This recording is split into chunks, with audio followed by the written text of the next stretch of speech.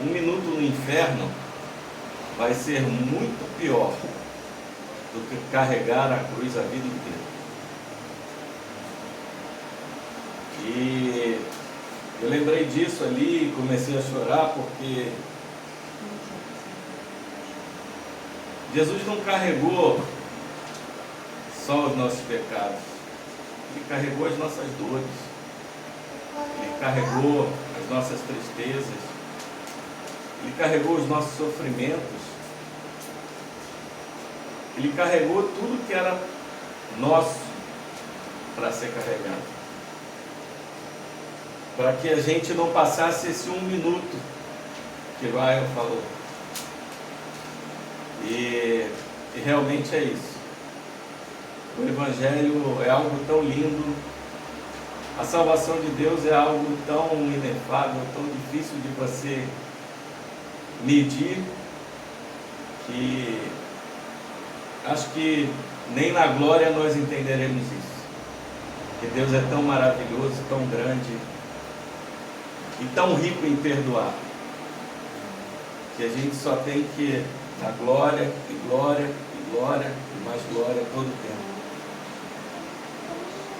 Meus irmãos, nós vivemos um tempo em que nós temos dois tipos de pessoas na igreja.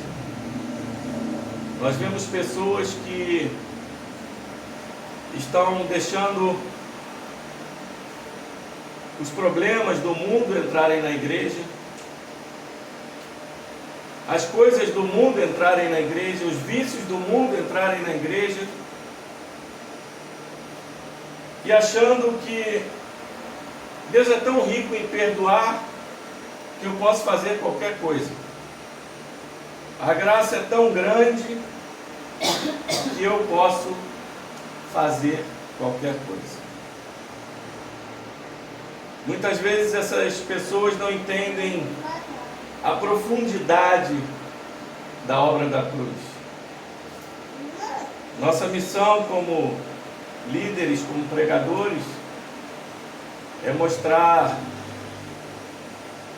um pouco do que é isso. Como essa frase que eu citei agora, de Ray Ryle, porque a graça não é uma coisa barata. A graça custou sangue. E o sangue mais precioso que existiu nessa terra. O sangue de Cristo. E existem outras pessoas que são extremamente religiosas. Tão religiosas a ponto de que elas esquecem de ser misericordiosas. Pessoas que se envolvem tanto nesse falso evangelho da religiosidade, que acham que estão tão perto de Deus, que acabam por se enganar e praticar algo que não é o evangelho. Você pode ser o homem mais moral do mundo, a mulher mais moral do mundo. Você pode ser o homem mais correto do mundo e a mulher mais correta do mundo. E ainda assim você pode não ser salvo. Você pode seguir os preceitos de Deus e ainda assim não ser salvo. Porque a religiosidade é algo também que contamina a nossa igreja. E o texto que nós vamos comentar hoje fala um pouco sobre esse segundo tipo de pessoas, que muitas vezes tem uma visão deturpada do que é seguir a Deus, tem uma visão deturpada do que é o Evangelho de Jesus Cristo. E assim espero que nós, da Igreja Fiel, possamos cada dia mais entender que Evangelho não é nem uma coisa nem outra. Não é deixar o mundo entrar na igreja, não é uma graça barata, mas também não é religiosidade. Quem já me viu falar aqui sabe que evangelho não é conselho. Você nunca vai ao médico pedir conselho. Só vai ao médico quem sabe que está doente. E quando você sabe que você está doente, você vai ao médico pedindo cura, pedindo alívio. Você não quer que o médico chegue lá e fale: eu vou te dar um conselho. Você quer ouvir do médico? Eu vou te dar a cura. Eu vou te aliviar. Eu vou tirar esse peso que está sobre você. O evangelho é isso. É quando, como diz Charles Spurgeon, que andava ermo por uma vila na Inglaterra, e começou a chover, e entrou numa igreja, e ouviu um pregador daquela noite dizer assim, Isaías 45, olhai para mim e sereis salvos. E ali ele olhou para Cristo e nunca mais voltou para trás. E se tornou o príncipe dos pregadores. O evangelho é isso. É quando você descobre um tesouro que estava escondido, mas que você quer guardar ele para sempre contigo. E dividir esse tesouro com outras pessoas. Porque nós sabemos que esse tesouro não é nosso. Ele vem de Deus. E é por isso que a gente tem que repartir. Hoje, nós vamos dar continuidade no estudo do Evangelho de Marcos. E o texto em questão está em Marcos 3, do versículo 20 a 35. Assim diz a palavra do Senhor. Então ele foi para casa. Não obstante, a multidão afluiu de novo, de tal modo que nem podiam comer. E quando os parentes de Jesus ouviram isto, saíram para o prender, porque diziam: está fora de si. Os escribas que haviam descido de Jerusalém diziam: ele está possesso de Beelzebu, e é pelo maioral de demônios que expele os demônios. Então, convocando-os, Jesus lhes disse, por meio de parábolas: como pode Satanás expelir a Satanás? Se um reino estiver dividido contra si mesmo, tal reino não pode subsistir. Se uma casa estiver dividida contra si mesmo, tal casa não poderá subsistir. Se, pois, Satanás se levantou contra si mesmo e está dividido, não pode subsistir, mas perece. Ninguém pode entrar na casa do valente para roubar-lhe os bens, sem primeiro amarrá-lo, e só então lhe saqueará a casa. Em verdade vos digo que tudo será perdoado ao Filho dos homens, os pecados e as blasfêmias que proferirem. Mas aquele que blasfemar contra o Espírito Santo não tem perdão para sempre, visto que é réu de pecado eterno. Isto porque diziam: está possesso de um espírito imundo. Nisto chegaram sua mãe e seus irmãos, e tendo ficado do lado de fora, mandaram chamá-lo. Muita gente estava sentada ao redor dele e lhe disseram: olha, tua mãe, teus irmãos e irmãs estão lá fora à tua procura. Então lhes respondeu, dizendo: quem é minha mãe e meus irmãos? E correndo o olhar pelos que estavam sentados ao redor, disse: eis minha mãe e meus irmãos. Portanto, qualquer que fizer a vontade de Deus, esse é meu irmão, irmã e mãe. Glória a Deus.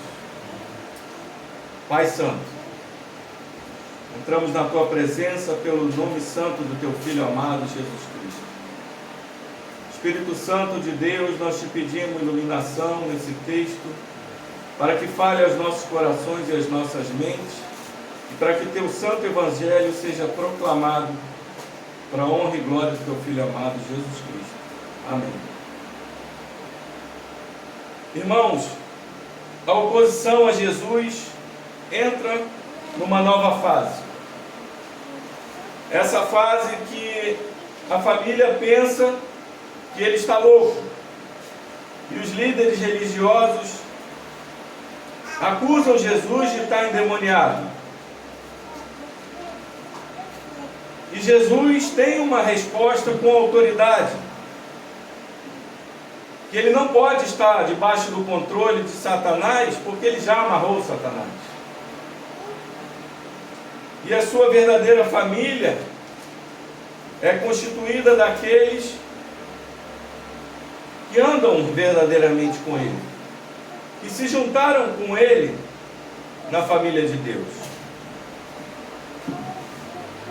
O interessante desse texto é que ele começa dizendo que Jesus foi para casa. Talvez essa casa seja a mesma casa de Pedro, aquela em que o paralítico de Cafarnaum foi curado, em que a sogra de Pedro foi curada. E nós temos que atentar, como eu já falei aqui, que as multidões seguem Jesus. Mas nem sempre a multidão é reflexo de estar seguindo verdadeiramente a Jesus.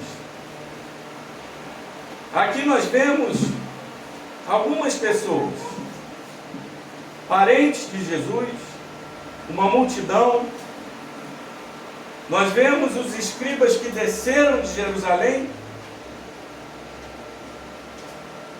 E nós vemos pessoas realmente sentadas ao redor de Jesus. 4 tipos de pessoas.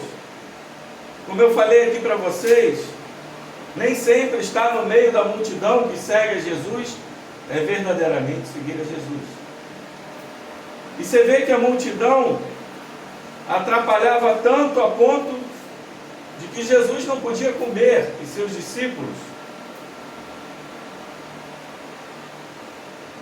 E os parentes de Jesus começam a procurá-lo, porque havia um burburinho de que Jesus estava curando, expulsando demônios,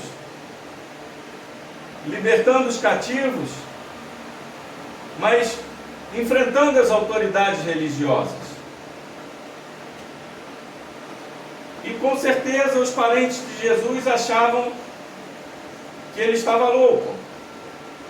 Porque João 7,5 vai dizer que os irmãos de Jesus não criam nele. E a loucura nesse tempo poderia até ser uma desculpa para ele não ser condenado. Porque os falsos mestres, quando profanavam o nome de Deus, a pena era uma pena de morte. Jesus haveria de ser morto se ele estivesse blasfemando o nome de Deus. Mas, como eles estavam sob o jugo do Império Romano, essa pena de morte não poderia ser aplicada, sem antes o Império Romano julgar Jesus. E talvez os familiares de Jesus estivessem correndo, dizendo o seguinte: vamos dizer que ele está louco, porque a insanidade era uma desculpa para que ele não fosse condenado à morte, naquela época.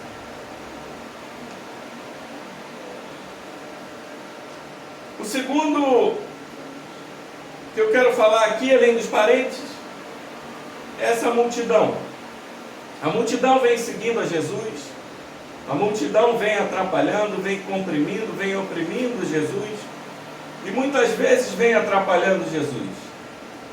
Nem sempre, irmãos, a multidão ela é benéfica.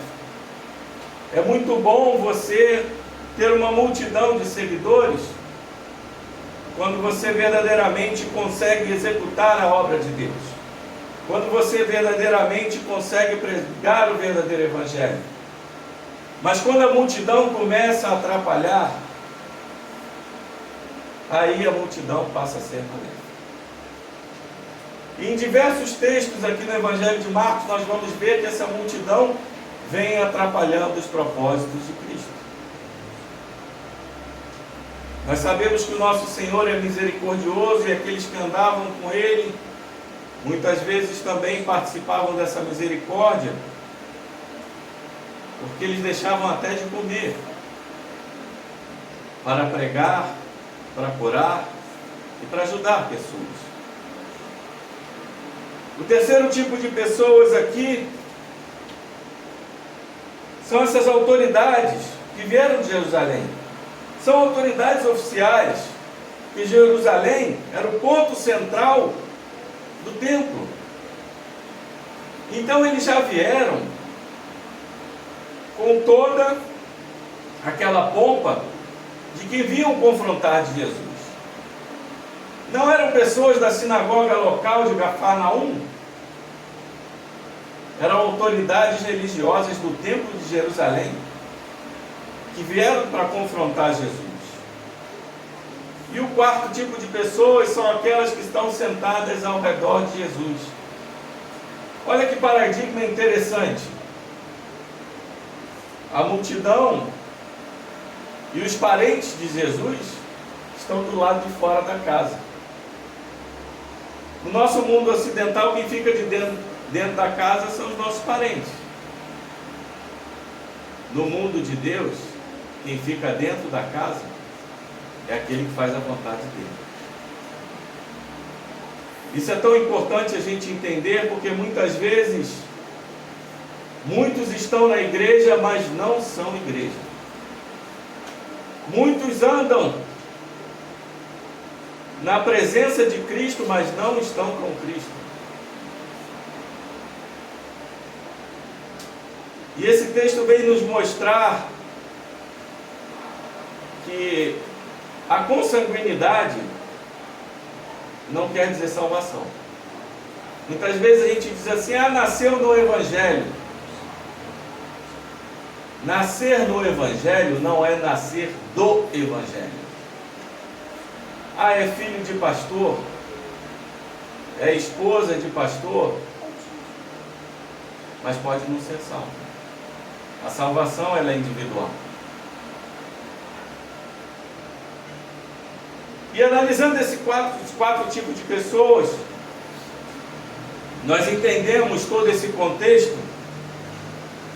E o interessante é que esse texto nós vamos pegar e ver que Jesus, a declaração dele é uma declaração de autoridade que está entre dois trechos em que os parentes de Jesus estão presentes. É como se fosse um sanduíche. Começa com os parentes de Jesus, Jesus faz a declaração e depois termina com os parentes de Jesus. E a todo momento Jesus declara com autoridade. Da mesma forma, aqueles que vieram com autoridade para confrontar Jesus recebem uma palavra de autoridade de volta. E o texto aqui vai dizer que Jesus falou para eles: como pode Satanás expulsar Satanás? Os homens chegaram com tanta autoridade que disseram que Jesus estava possesso de Beelzebul. Essa palavrinha Beelzebul, alguns vão dizer que é o senhor das moscas. Isso advém de uma tradução que a Septuaginta fez, que é Baal Munhã. Você pode traduzir como senhor das moscas ou senhor dos cadáveres. Mas nós temos outras, como Baal Zebub, que seria o senhor da habitação. Um deus sírio, Ecrom, em que ele era adorado, em que ele tinha dentro da sua habitação, onde ele era adorado, a reverência. E toda essa palavrinha Zebul, Zebub deriva de Zebul no hebraico. Essa palavra Zebul quer dizer, quando ela é utilizada em todo o Antigo Testamento, tem 5 ou 6 referências, não vou citá-las agora, toda vez fala de um regente de uma casa ou de uma habitação, que regia com o poder. Então a melhor tradução aqui para Beelzebul seria realmente o Senhor da habitação, da casa. Como se esses homens estivessem dizendo para Jesus que o templo dele era o templo de um demônio. Essa acusação é uma acusação muito séria, porque aqueles homens não eram homens simples, como eu falei aqui. Eram homens que tinham conhecimento da palavra de Deus. Eram homens que tinham conhecimento do templo de Deus.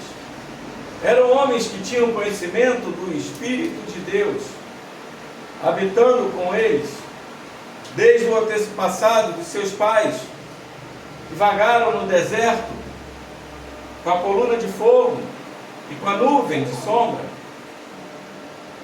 Esses homens tinham conhecimento de que Deus habitava com o povo de Israel.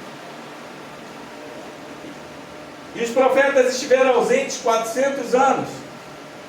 Mas quando um verdadeiro profeta vem e anuncia outro, quando João Batista anuncia Jesus Cristo como o maior de todos, e esse homem começa a pregar, esses homens se rebelam contra ele. O interessante é que você lendo a Bíblia vai entender que o maior pecado dos fariseus era o mesmo pecado de Satanás: o orgulho. Aqueles homens se orgulhavam de sua posição religiosa. Aqueles homens se orgulhavam da forma que eles pregavam.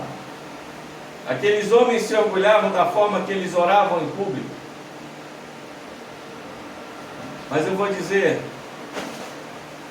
o pior pecado é o orgulho, porque ele derrubou Satanás, ele derrubou o homem, e ele continua derrubando homens hoje em dia. E Jesus diz para ele que o reino não pode estar dividido. O interessante é que nós vemos no reino dos homens muitas divisões. No reino de Herodes já havia aquela confusão. Em reinos atuais, muitas vezes, pessoas estão brigando pelo poder. A própria casa se dividindo. Nós vemos filhos contra pais, pais contra filhos, monarquias sendo derrubadas, em que filhos não se entendem com pais. Mas no reino de Deus é diferente. No reino de Deus não há divisão, porque há um só Espírito. E é sobre esse Espírito que Jesus Cristo falava. É sobre esse Espírito que Jesus Cristo falou com autoridade para eles. E falou que um reino não pode estar dividido. Se Satanás estiver dividido contra si mesmo, o reino não subsiste. E o interessante é você perceber que Jesus começa a falar que Satanás não pode estar com ele.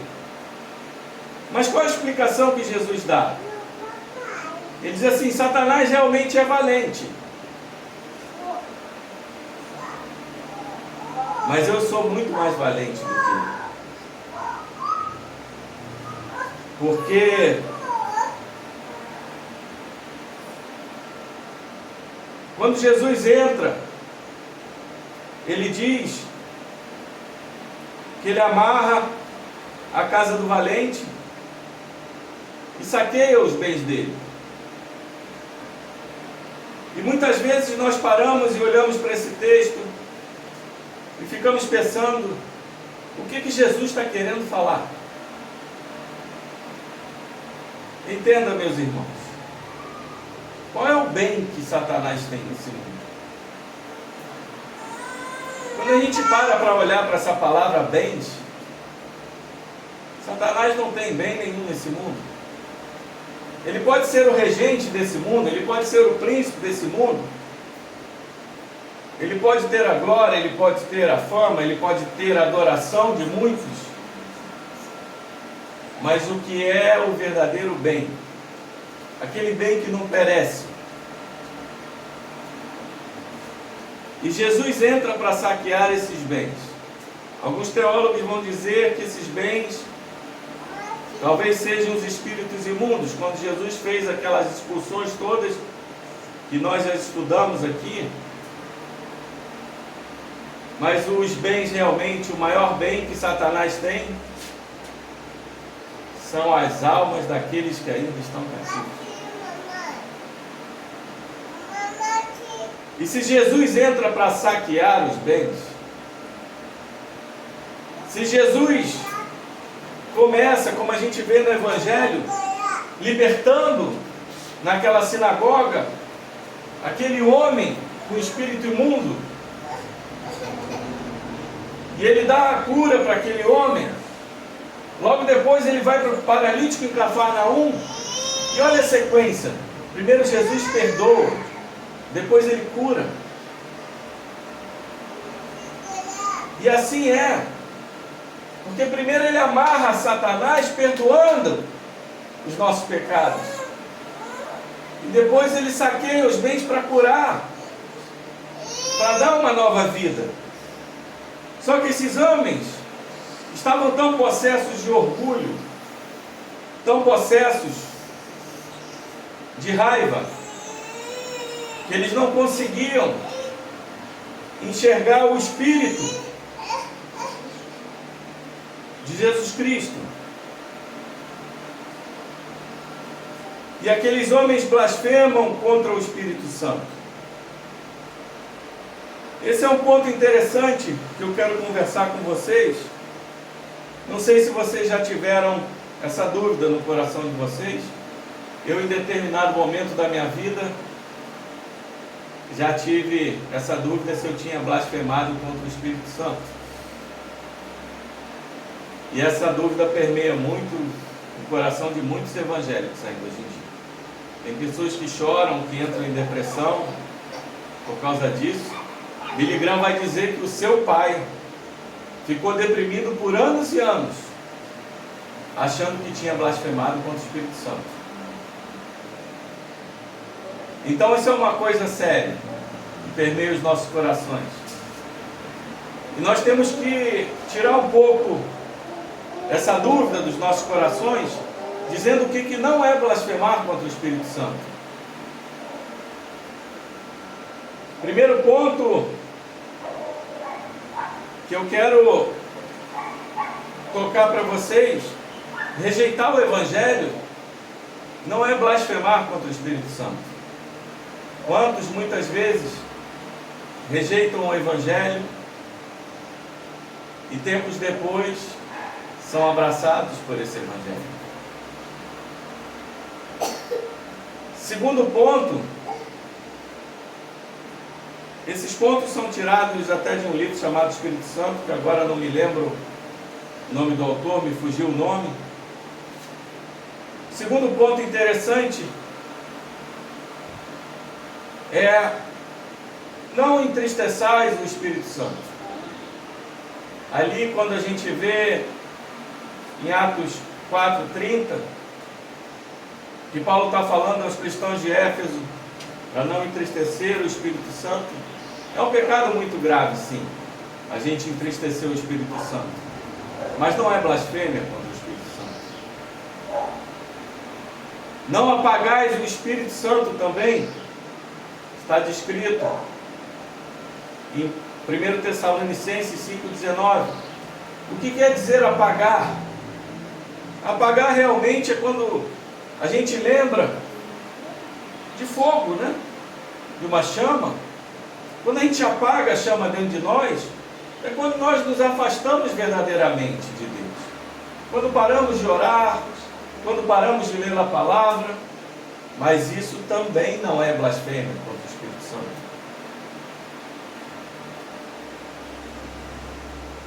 não resistis ao Espírito Santo, também não é blasfêmia. Porque muitos do Sinédrio, quando a gente vai olhar em Atos 7, 51, se não me falha a memória, resistiam ao Espírito Santo.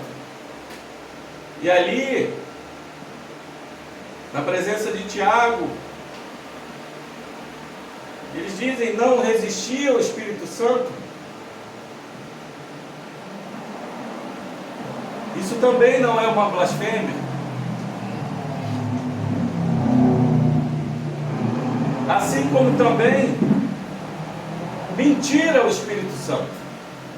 Ananias mentiu ao Espírito Santo. Atos 5:3 vai dizer que Ananias mentiu dizendo que havia dado tudo, mas reteu parte. Ananias e Safira, um texto muito conhecido. Isso também não é uma blasfêmia contra o Espírito Santo. Duvidar da divindade do Espírito Santo também não é uma blasfêmia.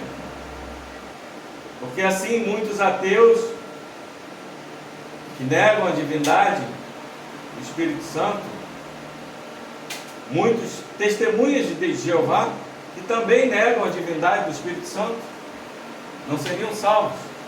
E muitos deles acabam sendo salvos.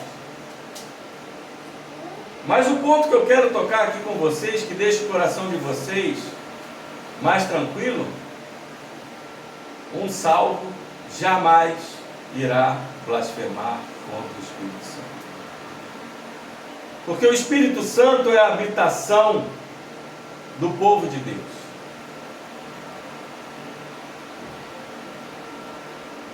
Nós vemos esses homens aqui, homens que eram eruditos, que sabiam e que estavam ali firmes no propósito de dizer não ao Espírito de Deus.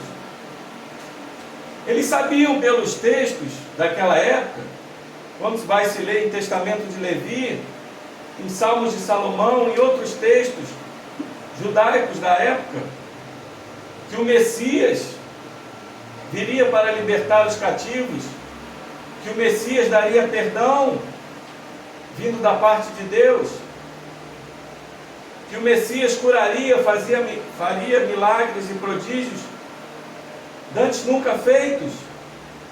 Esses homens sabiam de todas essas coisas e ainda assim disseram que o Espírito de Cristo era o Espírito de Beuzebu. Mas por que eles falaram? Porque aqueles homens não eram atingidos pela graça de Deus. Vocês lembram que eu falei aqui que estar na igreja não é ser igreja. E muitas vezes as pessoas não entendem aquele texto de Hebreus que diz: participavam da graça de Deus, mas que depois que negam a Cristo não voltam mais a Cristo. São pessoas que realmente estiveram na presença de tudo que Deus tem feito. Estiveram na presença da igreja, estiveram no deserto, estiveram com Jesus, viram todos aqueles milagres, viram toda a graça de Cristo e ainda assim retiveram seu coração endurecido. Estar na igreja não significa ser da igreja.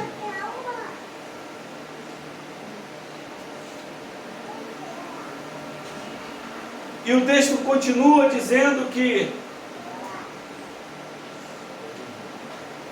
chegaram a mãe e os irmãos de Jesus e tendo ficado do lado de fora. Note que eles não entraram. Quando João vai dizer que os irmãos não criam em Jesus, mas mais para frente nós sabemos que Tiago, irmão de Jesus, creu. Nós sabemos de sua mãe. A Bíblia não nos fala de outros irmãos que creram,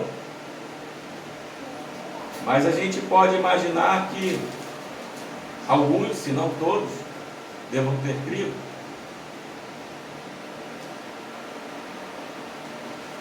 Mas existia gente já ao redor de Jesus.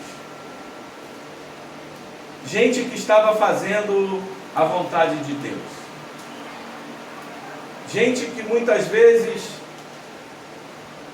não são percebidas no seio da igreja. Gente que muitas vezes estão com Cristo, mas sem fazer muito alarde. Nós comentamos aqui na semana passada, como Tadeu, como Tiago, filho de Alfeu, homens que tiveram vidas dedicadas ao Senhor, mas não são sequer citados suas obras na Bíblia. Muitos outros homens em toda a história cristã que trabalharam para o Senhor, que dedicaram suas vidas ao Senhor, e ainda assim não são reconhecidos por homens, mas são reconhecidos no céu.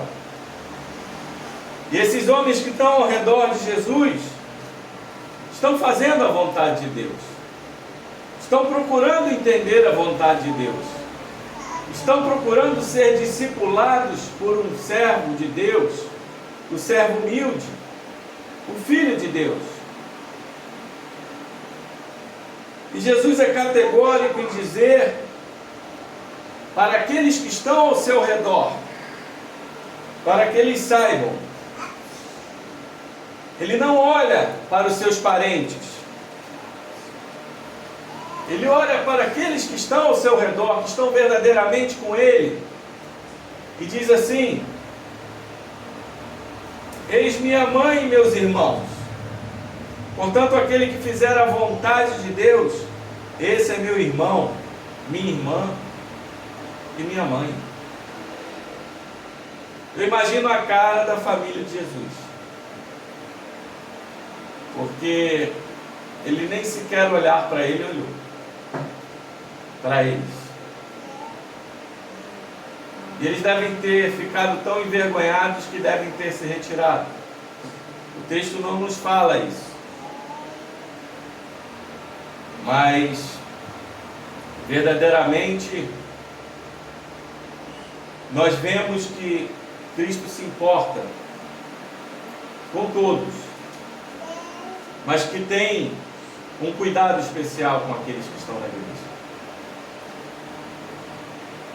E vocês vão lembrar, para terminar, que eu falei lá no início que existem dois tipos de pessoas. E hoje a gente ia falar do segundo tipo de pessoas. E esse segundo tipo está bem declarado aqui nos fariseus. Pessoas que vivem dentro da igreja, que são extremamente religiosas, que cumprem as palavras de Deus, mas não entendem o que é verdadeiramente Deus. Quando Jesus fala: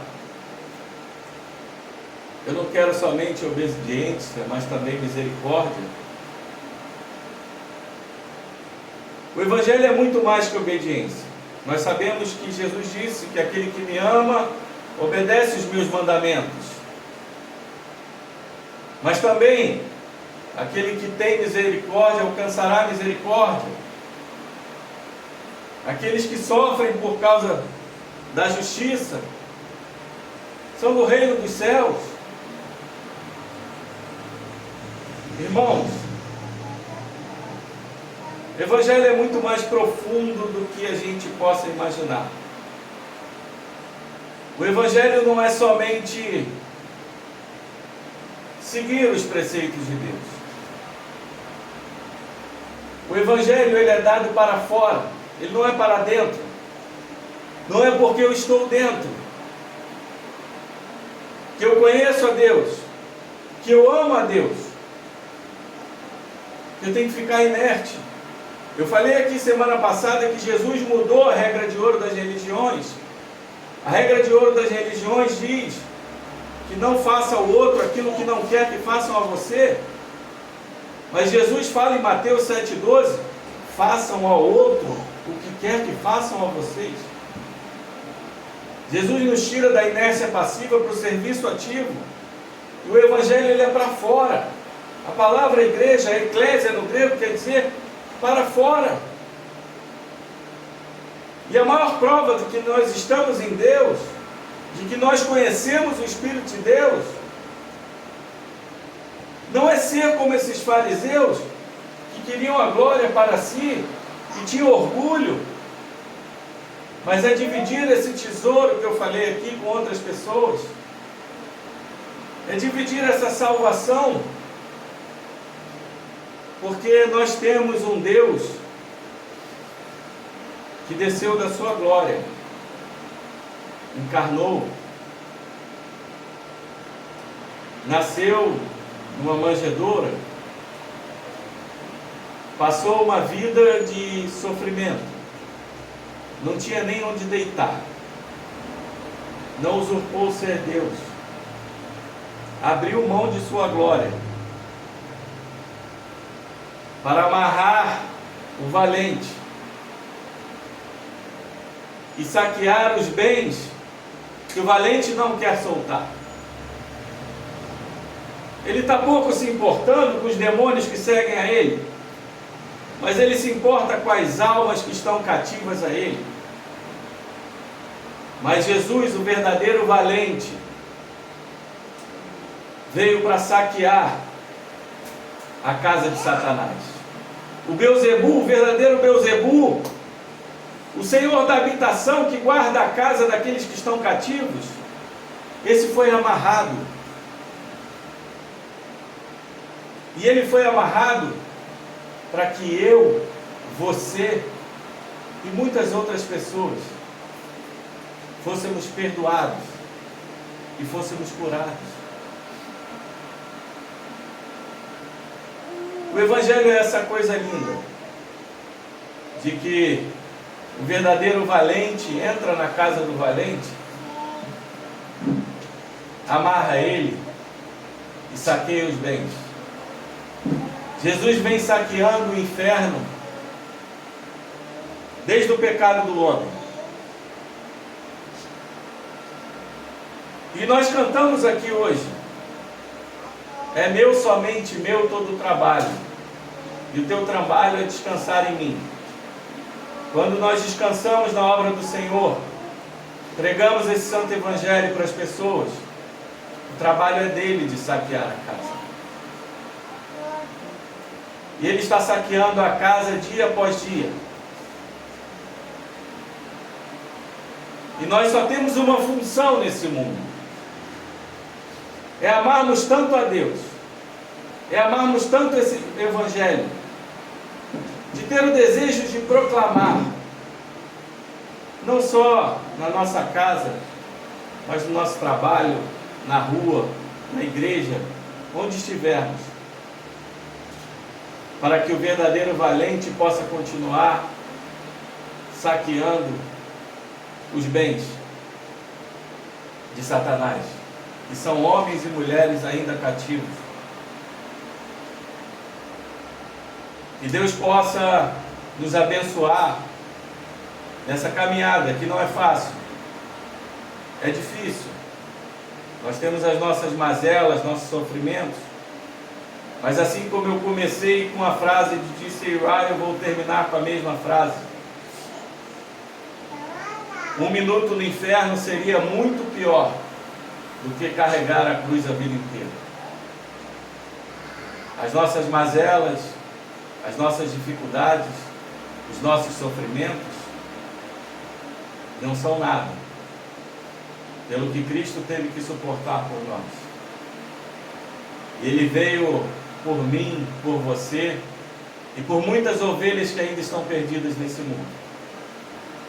Que Deus nos dê bênçãos sem fim,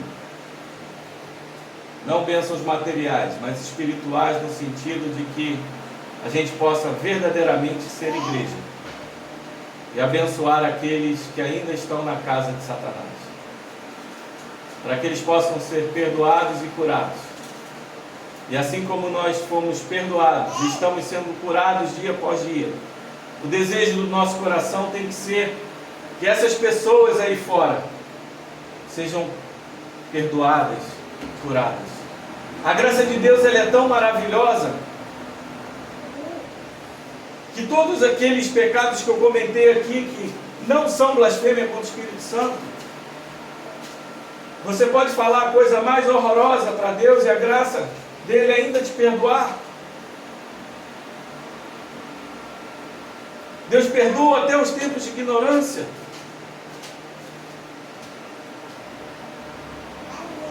Para terminar, eu quero dizer apenas uma coisa para você. Que nós tenhamos cuidado. Porque quanto mais perto nós achamos que estamos de Deus, mais longe nós estamos. Quanto mais nós ansiamos estar perto, porque pensamos estar longe, aí nós estamos perto de Deus. A humildade é a principal característica cristã. A religiosidade é uma das evidências do falso cristianismo. Que Jesus possa continuar fazendo a sua obra e que nós sejamos homens e mulheres cheios do Espírito de Deus, abençoados nas regiões celestiais, para que possamos pregar e ajudar no trabalho do nosso Senhor Jesus Cristo. Amém. Pai Santo, te agradecemos por mais essa palavra, pelo teu amor, por tua misericórdia, por tua graça derramada nesse culto. Obrigado, Senhor, nos fazer entender que o Evangelho não é uma graça barata, mas que também o Evangelho não é religiosidade. Que o Evangelho é algo muito mais profundo, é algo muito mais santo, é algo digno de um Deus que desceu de sua glória e encarnou para amarrar Satanás e saquear os seus bens, pessoas cativas, assim como nós estávamos cativos e hoje estamos contigo, Senhor. Que a tua luz nos ilumine, Espírito Santo. Dê-nos espírito de ousadia para pregar esse santo Evangelho e ajudar a libertar esses cativos das mãos de Satanás. Tu és o verdadeiro valente. Tu és o verdadeiro Deus. Tu és o único Salvador, a quem nos prostramos e glorificamos o teu santo nome. É o que oramos em nome de Jesus. Amém.